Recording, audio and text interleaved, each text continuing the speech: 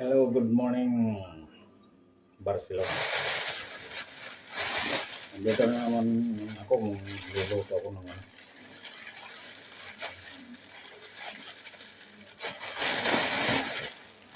galing ako ng market.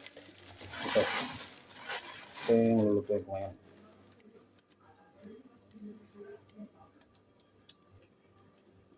Spanish. Kalyos Spanish.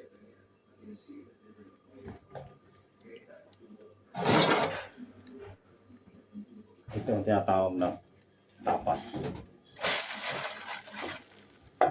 Tapos ito yung isa. Ito mukha ng baka. Ito ang gagawin ko dito. Ang tawag dito, kape puta. Ito yung pinaka popular dito na pagkain ng Katalan. Kape puta.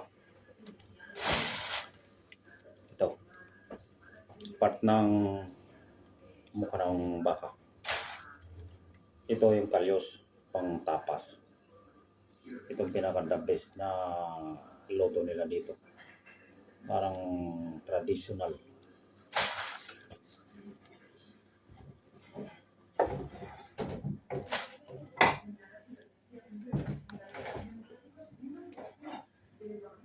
Na gustong-gusto nila yung luto ni version ni Pugoy ng Chief Pugoy.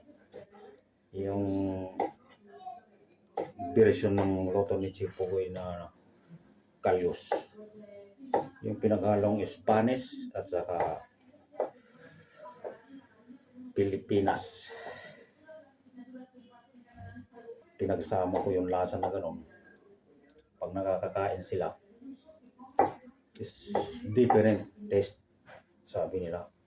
Kaya hinahanap nila itong lasa na ito. Yan ang sikreto ng Chief Pugoy na hindi nila natitikman sa ibang, kahit na mga Michelin restaurant, hindi nila nagagawa yun, hindi nila nakukuha yung ganong klaseng luto.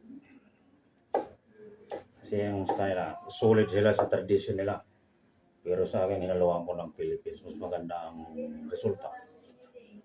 Yung Philippine foods at saka Mediterranean, pinagmix ko na, trinay kong pinagmix yung taste noon.